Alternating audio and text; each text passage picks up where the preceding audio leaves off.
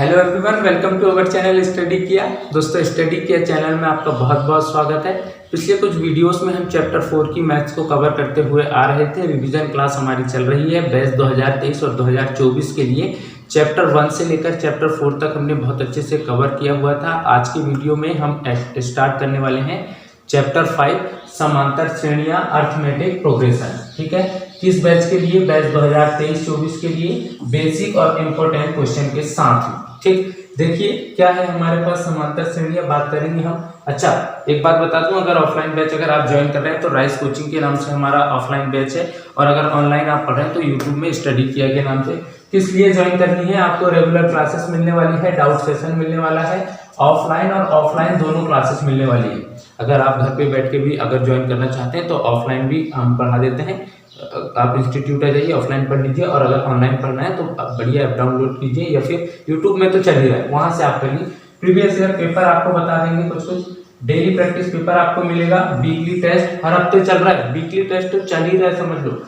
Important question notes और mind map. यहाँ पे कुछ कुछ जो आपको फॉर्मूले जिस पे प्रॉब्लम हो रही है, बेटा ये कैसे कैसे होगा, तो वो डायरेक्टली आपको एक ट्रिक के साथ में दे देंगे कि हाँ ऐसे ऐसे आपको फॉर्मूलेज को लर्न करने हैं। ठीक है, चलो कुछ एग्जांपल्स है आपकी बुक में। वो एग्जांपल क्या है? रीना ने एक पद के लिए आवेदन किया है और उसका चयन हो गया। वही बात किए थे कि रीना एक नाम लड़की थी, एक रीना नाम की एक लड़की थी, उसने क्या किया था, एक जॉब के लिए अप्लाई किया हुआ था और उसका सिलेक्शन हो गया था। आगे की कहानी क्या है? उससे यह पद 8,000 रुपए के मासिक वेतन और 500 रुपए प्रति वार्षिक वेतन की वृद्धि के साथ दिया गया। मतलब कहने का मतलब यह है, इस साल अगर वो ज्वाइन करती तो 8,000 मिलेगा, अगले साल तक 8,500 हो जाएगा, फिर अगले साल तक 9,000, 9,500, 10,000, ऐसे कंटिन्यू बढ़ते रहेगा। उसका वेतन देखो उसने क्या बोला, उसका वेतन पहले वर्ष, दूसरे वर्ष, तीसरे वर्ष इत्यादि के लिए क्रमशः है। देखो पहले कितना है भाई? पहले है बोले 8,000। अच्छा, अगले साल कितना हो जाएगा? बोले 8,500। अच्छा, फिर अगले साल कितना हो जाएगा? बोले 9,000। अच्छा ठीक है, फिर उसके अगले साल कितना हो जाएगा? 9,500। तो भैया ये तो कंटिन्यू बढ़ रहा है। और कितने रुपए बढ़ रहा है? ये देखो यहाँ से यहाँ आते तक 500 रुपए बढ़ा, प्लस 500 हुआ, फिर यहाँ से यहाँ तक आते तक क्या हुआ? ये फिर प्लस 500 हुआ, फिर यहाँ से यहाँ तक आते तक क्या हुआ? फिर 500 रुपए प्लस हुआ। अच्छा, क्या अगले साल भी होगा? बिल्कुल होगा। फिर क्या उसके अगले साल? बिल्कुल होगा। मतलब कि ये है कि रीना ने अगर आज ज्वाइन की है, जो उसकी सैलरी है और कितनी बढ़ने वाली है, जो उसकी सैलरी है वो तो प्रथम पद हो गया, मतलब आज की सैलरी उसका प्रथम पद हो गया। और फिर जो बढ़ रहा है, देखो धीरे धीरे धीरे धीरे बढ़ रहा है, उसको हम क्या बोलने वाले हैं? अंतर हो रहा है वो। और अंतर किसमें? सभी में समान है, तो हम उसको क्या बोलेंगे? सार्वंतर। अच्छा चलो देखो आगे क्या कह रहा है। ये समांतर श्रेणियां बेसिकली होती क्या है, उसका जनरल फॉर्म क्या होगा? तो समांतर श्रेणी का जनरल फॉर्म हम लिखेंगे A1, A2, A3, A4, A5, और यही चलेगा कहाँ तक चलेगा? AN तक। अच्छा, इसको और सिंप्लीफाई के रूप में कैसे लिख सकते हैं? थोड़ा और सिंप्लीफाई करो तो इसको बोलेंगे A, इसको बोलेंगे A+D, इसको बोलेंगे A+2D, इसको बोलेंगे A+3D। अच्छा, और ये क्या होगा? ये A+ND हो जाएगा। ठीक है, AN तक। अभी AN लिख देता हूँ। अब यहाँ जो A मैंने लिखा है, ये A+D मैंने लिखा है, ये A+D, इस पे दो ही वर्ड आए हैं, एक तो A आया है और एक तो D आया है। ये A क्या होता है और ये हमारा D क्या होता है? इस A को आप बोलते हो प्रथम पद। जो ये A आ रहा है इसे बोला जाएगा प्रथम पद, और जो D आ रहा है इसे बोला जाएगा सार्वअंतर। इससे पहले मैंने क्लास में आपको बताया हुआ है।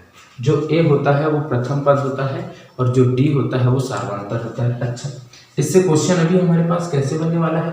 ये समांतर श्रेणियां किसे कहा जाएगा? एक समांतर श्रेणी संख्याओं की ऐसी सूची है जिसमें प्रत्येक पद पहले पद के अतिरिक्त अपने पद में एक निश्चित संख्या जोड़ने पर या घटाने, ऐसे भी हो सकता था भाई, जोड़ने या घटाने पर, भाई घटा भी तो सकते हैं, जोड़ने पर या घटाने पर प्राप्त होता है।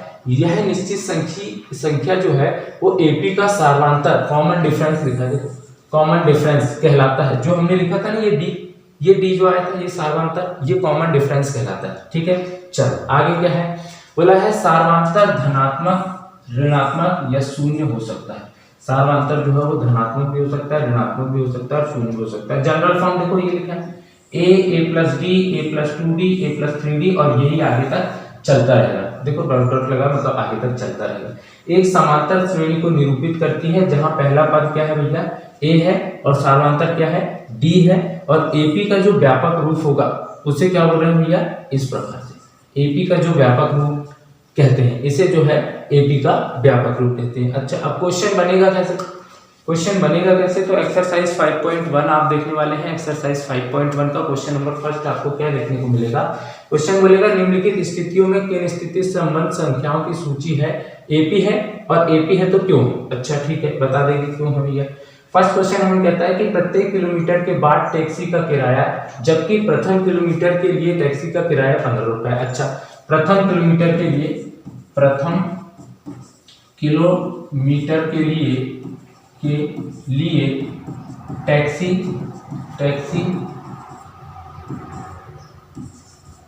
का किराया कितना रुपए है भैया, प्रथम किलोमीटर के लिए टैक्सी का किराया 15 रुपए। अच्छा ठीक है, फिर बोला है और प्रत्येक अतिरिक्त किलोमीटर के लिए टैक्सी का किराया 8 रुपए। मैं क्या बोलूंगा अतिरिक्त किलोमीटर के लिए टैक्सी का किराया कितना रुपए है भैया, बोला है 8 रुपए है। अच्छा तो भैया मैं तो ऐसे करूंगा ना, मान लेता हूँ ये पहला किलोमीटर, ये दूसरा किलोमीटर, ये तीसरा किलोमीटर, ये तीसरा किलोमीटर, ये चौथा, ये पांचवा, तो भैया यहाँ तो 15 रुपए लगेगा, कोई दिक्कत नहीं, पहले किलोमीटर के लिए 15 रुपए।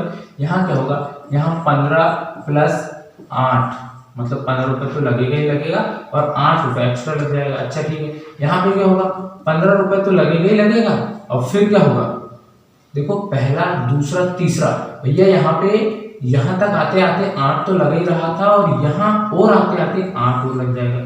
इसका मतलब क्या है, ये तो हमारा प्रथम पद ए है, ये क्या बना रहा है, ये ए प्लस डी बना रहा है, और ये क्या बना रहा है, ये ए प्लस डी और डी मिलके 2d। तो फिर ये क्या बनाएगा, ये a प्लस 3d बनाएगा, ये क्या बनाएगा a प्लस 4d बनाएगा। इसका मतलब क्या है, इसका मतलब है कि प्रथम पद यदि हमारा प्रथम पद जो है वो हमारा a हुआ और सार अंतर जो है वो हमारा d हुआ, तो AP हमारी क्या बन रही है भाई, AP हमारी क्या बन रही है, AP हमारी बन रही है a plus d, a plus 2d, a plus 3d और डॉट डॉट डॉट आगे तक। इसका मतलब क्या हुआ कि यह एक AP बना रहा है, यह एक AP मतलब अरिथमेटिक प्रोग्रेशन समांतर श्रेणी बना रहा है। बस ये आपको क्वेश्चन का आंसर दे देना, मतलब ये जो है ये AP बना रहा है। अच्छा आगे देखा जाए, क्या कह रहा है भैया, दी हुई एपी के प्रथम 4 पद लिखिए जबकि प्रथम पद ए हो और सार्वंतर डी हो। जरा बुक की मुझे हेल्प लेना पड़ेगा। एक्सरसाइज 5.1 हाँ क्वेश्चन नंबर सेकंड है भैया, ये सेकंड नंबर क्वेश्चन है, क्वेश्चन नंबर सेकंड है। और क्या बोला हुआ है, दी हुई एपी के प्रथम 4 पद लिखिए जब प्रथम पद ए हो और सार्वंतर डी हो। फर्स्ट क्वेश्चन में ले रहा हूं, प्रथम पद ए बराबर 10 दिया है और सार्वंतर डी बराबर भी 10 दिया है। ये फर्स्ट क्वेश्चन है। सेकंड क्वेश्चन है हमारे पास में, प्रथम पद ए बराबर -2 है और सार्वंतर डी बराबर जो है वो 0, डी बराबर 0। चलो पहले इस दो क्वेश्चन को देखा जाए, उसके बाद आगे देखेंगे। देखो प्रथम पद ए हो और सार्वंतर डी हो, तो हमारे पास एपी क्या होती है, एपी हमारे पास जो होती है, एपी जो थी हमारे पास में, उसके लिए मैं देखता हूं तो प्रथम पद ए सार्वंतर डी जब हो रहा था तो ए ब्रैकेट में नेक्स्ट में यार ये प्रॉब्लम कर रहा है बार, ये ए प्लस डी, उसके बाद फिर ए प्लस 2d और यही कंटिन्यू आगे चल रहा था। बोला कितने पद चाहिए इसको, 4 पद चाहिए, तो यहाँ तो नहीं रुक सकता, एक और आगे तक जाऊंगा। एक और आगे तक जाने के बाद क्या होगा, a प्लस 3d। अच्छा क्या हो जाएगा, प्रथम पद 10 प्लस 10 प्लस 2, डी का मान वापस से 10 ब्रैकेट में ए की वैल्यू 10 प्लस 3 डी की वैल्यू 10। चलो सॉल्व किया जाए, ये हो जाएगा 10 और 10 मिलके 20, ये हो जाएगा 10 दूनी 20 और फिर प्लस में है 10, तो चलो बाद में प्लस कर देंगे, कॉमा 10 का 10 और 10 दिया 30, ये हो जाएगा 10 का 10, ये हो जाएगा 10 दूनी 20, 20 और 10 मिलके 30, और ये हो जाएगा 30 और 10 मिलके 40। ये है हमारे एपी के प्रथम चार पद, ये जो है हमारी एपी बना रही है। ठीक, चलो सेकंड नंबर क्वेश्चन को देखा जाए। सेकंड नंबर क्वेश्चन में प्रथम पद ए ये था, सार्वंतर डी ये था, तो हमारे पास एपी क्या होती है, एपी हमारे पास होती है ए प्लस डी, ए प्लस 2d और ए प्लस 3d। ये चार पद हो गए। प्रथम पद ए माइनस का 2, फिर कॉमा लगा के माइनस का 2 प्लस डी की वैल्यू 0, फिर कॉमा लगा के माइनस का 2 प्लस डी की वैल्यू 0, फिर कॉमा लगा के माइनस का 2 और प्लस में 3 और डी की वैल्यू 0। सॉल्व करो तो ये तो माइनस का 2 हुआ, कॉमा माइनस का 2 में 0 जोड़ोगे माइनस का 2 ही आएगा, ये भी माइनस का 2 आएगा, ये भी माइनस का 2, मतलब ये हमारे एपी के चार पद होंगे। ठीक, यहाँ तक अगर समझ में आ गया हो तो आगे चला जाए। आगे हाँ, एपी के प्रथम चार पद, बाकी के दो क्वेश्चन आप करके देखेंगे। मैं आता हूँ थर्ड क्वेश्चन में। थर्ड क्वेश्चन मुझे क्या कह रहा है, थर्ड क्वेश्चन कह रहा है निम्नलिखित में से प्रत्येक एपी के लिए प्रथम पद तथा सार्वंतर लिखिए। प्रथम पद और सार्वंतर लिखना है अपने को, और एपी अब इसमें से मैं कौन कौन सा बता देता हूँ, 3 बताऊंगा इसके, पहला दूसरा और तीसरा। पहला बता रहा हूँ, पहला है 3, 1, माइनस का 1, माइनस का 3 डैश डैश डैश, और इसी का दूसरा कितना है भाई, दूसरा है हमारे पास, अच्छा दूसरा इसलिए लिख लेते हैं। चलो दूसरा क्या है, माइनस का 5 है, माइनस का 1 है, 3 है और 7 है डैश डैश डैश, और तीसरा यहाँ पे लिख दे रहे हैं क्या है, 1/3, 5/3 और 9/3, 13/3। अच्छा, प्रॉपर्टी क्या है हमारे पास, जब भी कोई एपी होगा तो प्रथम पद ए होगा और सार्वंतर डी होगा। प्रथम पद ए अगर है और सार्वंतर डी है, तो मैं फर्स्ट क्वेश्चन को सॉल्व करने की कोशिश कर रहा हूँ। फर्स्ट क्वेश्चन को मैं लिख रहा हूँ, अगर ये हमारे पास एपी हुई, क्या है भाई एपी, 3 है, 1 है, -1 है, माइनस का 3 है और यही चल रही है, तो प्रथम पद ए बराबर तो मैंने डायरेक्टली ढूंढ लिया भाई 3 होगा। अच्छा, सार्वंतर कैसे निकालते हैं, सार्वंतर निकालने के लिए पहले समझो, देखो ये हमने बात की थी कि अगर कोई एपी है तो उसका जनरल फॉर्म ये है, और जनरल फॉर्म में प्रथम पद ए है और सार्वंतर डी है। इस सार्वंतर डी को हम कैसे निकालेंगे, देखो जरा, मैंने कोई एपी लिखा, 1 लिखा, 2 लिखा, 3 लिखा, 4 लिखा, 5 लिखा, 6 लिखा और आगे तक चल रहा हूँ। मैं बोल रहा हूँ कि 1 में 1 जोड़ने पर ये आया, 2 में 1 जोड़ने पर आया, 3 में 1 जोड़ने पर आया, 4 में 1 जोड़ने पर 5 आया। इसका मतलब ये हुआ कि मैं इस वाले पद से इसको माइनस कर दूं। अच्छा, 2 - 1 करो, कितना आया, 1। अच्छा, मैं इस वाले से इसको माइनस करता हूँ, 3 - 2 कितना आया, 1। मैं इस वाले से इसको माइनस करता हूँ, 4 - 3 कितना आया, 1। इसका मतलब ये हुआ पिछले वाले पद से अगले वाले पद को माइनस कर दो। पिछले वाले पद से अगले वाले पद को माइनस करोगे तो देखो हर बार अंतर 1 आया है। इसका मतलब जब आप डी निकालेंगे तो आप बोलेंगे पिछला पद, अब पिछला पद क्या था भाई, A2। A2 से आप माइनस क्या करने वाले हैं, A1। आप बोलोगे मुझे तो ये नहीं करना, आप करोगे ये, मतलब A3 - A2। मैं बोलूंगा दोनों मत करो, क्या करो आप, A4 - A3, और ये नहीं करना हो तो A5 - A4। कहने का मतलब ये है, आपको लगे जो घटा लो उसके पिछले वाले पद से अगले वाले पद को घटा के देख सकते हैं, और अगर घटाने पे जो आ रहा है वही आपका आंसर होगा। ठीक, चलो यहाँ पे मुझे प्रथम पद ए तो मिल गया, सार्वंतर डी बराबर क्या होगा, दो चीजें हमने पढ़े हैं, या तो A2 - A1 कर लो या A3 - A2 कर लो, मतलब पिछले वाले पद से अगले वाले पद को माइनस कर लो। A2 - A1 1 - 3, या A3 - A2 माइनस का 1 माइनस का 1। देखो यहाँ पे हो जाएगा प्लस माइनस माइनस का 2 और माइनस माइनस का 2। हाँ भाई, दोनों बार में सेम आ रहा है, और अगर सेम आ रहा है तो मैं क्या लिख सकता हूँ, सार्वंतर डी बराबर इधर लिख देते हैं, कितना आया, माइनस का ये हो गया आपका आंसर। प्रथम पद ए आ चुका है और सार्वंतर डी आ चुका है। ठीक, सेकंड नंबर क्वेश्चन पे आ जाए। सेकंड नंबर क्वेश्चन क्या कह रहा है, देखो सेकंड नंबर क्वेश्चन हमें कह रहा है एपी जो है हमारे पास वो है माइनस का 5, माइनस का 1, 3, 7 और भाई प्रथम पद तो देख के पता चल गया माइनस का 5 है। सार्वंतर डी कैसे निकालते हैं, डी निकालने के लिए हमने किए A2 - A1, और या फिर हमने क्या कर दिया A3 माइनस A2 दोनों जगह से सेम आ गए तो हम बोलेंगे हाँ भाई सार्वधातुक D आ रहा है, जो आ रहा है उसकी वैल्यू है A2 माइनस A1 माइनस का 1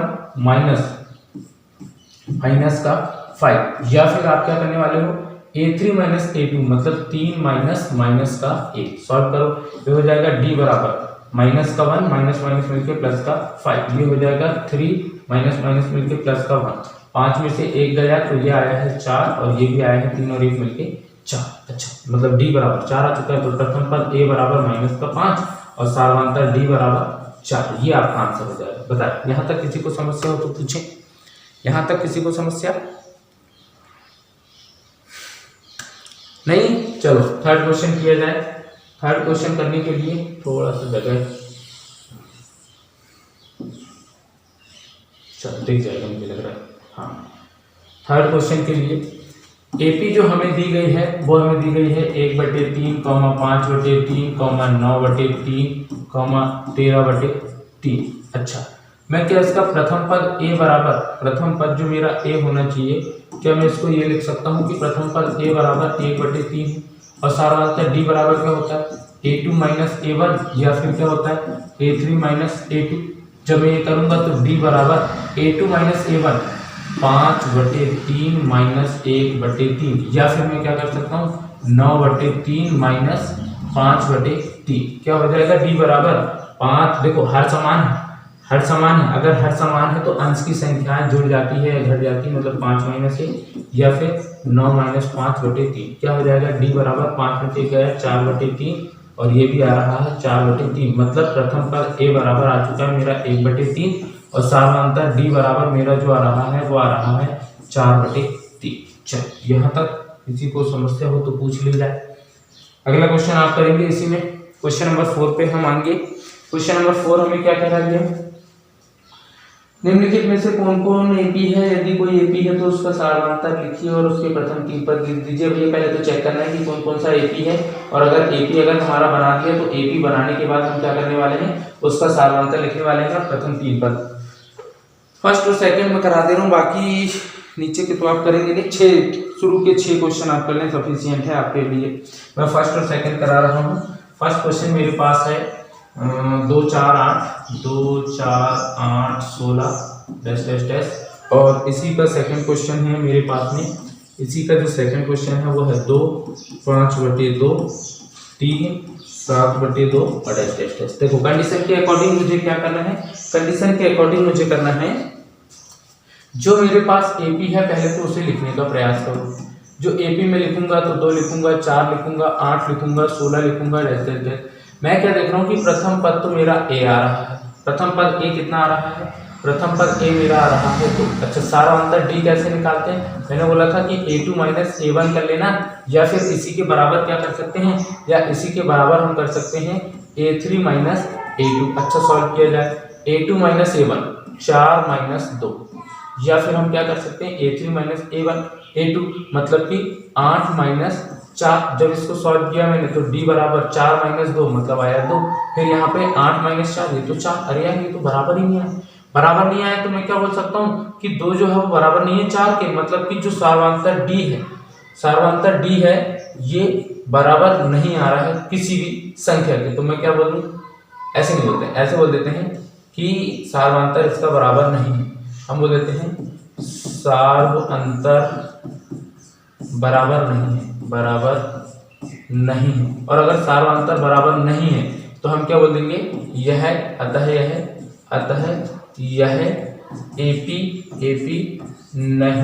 एपी नहीं है। बस ये हमें आंसर दे देना होगा कि यह एक एपी नहीं है। अच्छा सार्वधातुक बराबर हो जाते तो क्या हो जाता भैया, एपी हो जाती। और यहाँ पे देखते हैं सेकंड नंबर क्वेश्चन में एपी जो है हमारे पास में दी है 2 दी है, 5/2 दी है, 3 दी है, 7/2 दी है। तो मैं क्या बोलूँगा भाई प्रथम पद तो A बराबर मेरा 2 निकल गया, कोई प्रॉब्लम नहीं थी। सार्वधातुक D जैसे निकालता हूँ तो A2 माइनस A1 मुझे करना होगा, या फिर मुझे करना होगा A3 माइनस A2। जब मैं ये करता हूँ तो D बराबर क्या निकल के आ रहा है A2 माइनस A1, A2 कितना है 5/2 माइनस A1 कितना है 2, या फिर मैं क्या कर सकता हूँ A3 माइनस A2 3 माइनस 5/2। देखो इसके हर में कुछ नहीं, 1 मान लेना, 1 का गुणा 5 1 5, 2 दूनी 4 और बटे में 2 एकम 2। यहाँ पे क्या हो जाएगा, इसके बटे में 1, 3 दूनी 6 माइनस 5 एकम 5 और बटे में 2 एकम 2। कुल मिला के इसका गुणा इधर, इसका गुणा इधर, नीचे दोनों का गुणा, इसका गुणा नीचे दोनों का गुणा। क्या हो जाएगा, d बराबर हो जाएगा 5 में से 4 गया 1 बटे 2 और इधर 6 में से 5 गया 1 बटे 2। हाँ यार, यहाँ बराबर आ रही है। तो मैं क्या बोलूंगा, प्रथम पद a बराबर मेरा 2 था और सार्वधातुक d बराबर मेरा आया है 1 बटे 2। अब क्या बोला था, उसने ये बोला था कि अगर वो बोले प्रथम पद a और सार्वधातुक d आप खोज पाओ तो प्रथम 3 पद बताना है। तो मैं बोलूंगा AP के प्रथम 3 पद, AP के